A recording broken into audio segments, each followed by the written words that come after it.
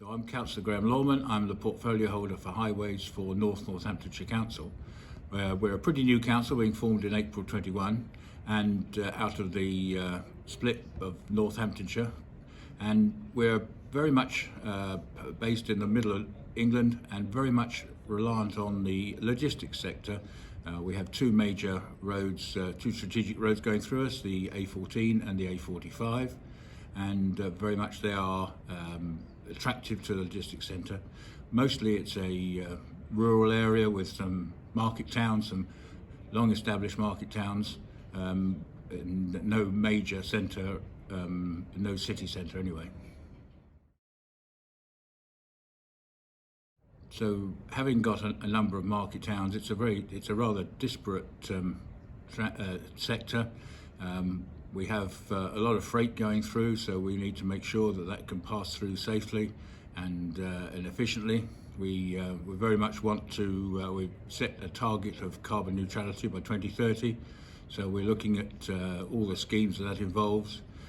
We are very much committed to electric car points, and we currently have things like the Voy scooters for people to use to get around some of our towns, and a small electric bike scheme, as well as having things like the Starship robots.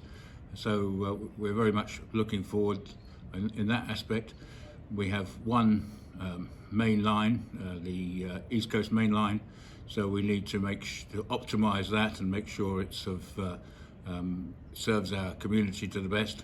But obviously a major problem at the moment is trying to enhance our bus offering, so very rural area, so we need to be looking at innovation there, things like demand responsive transport, to try and get that serving all our communities again.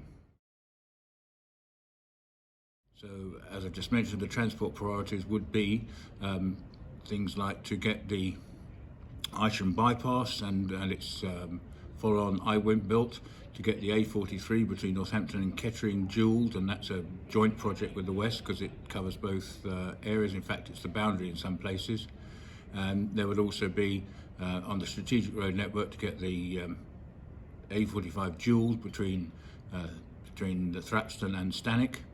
And those are the main things, apart from some local transport, and also, obviously, of course, we're very much doing LC whips, doing these infrastructure plans for local cycling and walking. We have 4 of those in process, and they will form the basis of our active travel policy.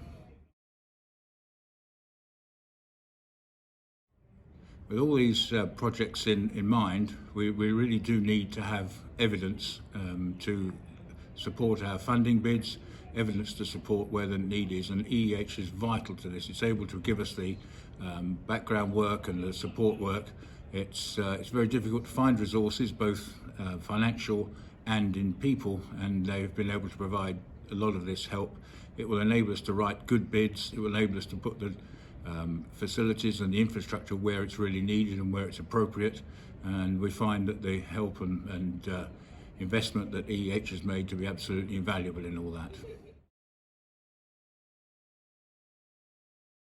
Our number one New Year's wish would definitely be to get the agreement for the funding for the Isham bypass. That's been on the cards for, 40 years at least. People have been campaigning for it. The village is really under pressure. It's going to serve 2 suburban extensions that we've got and a new logistics park that we've got. That would be our number one wish.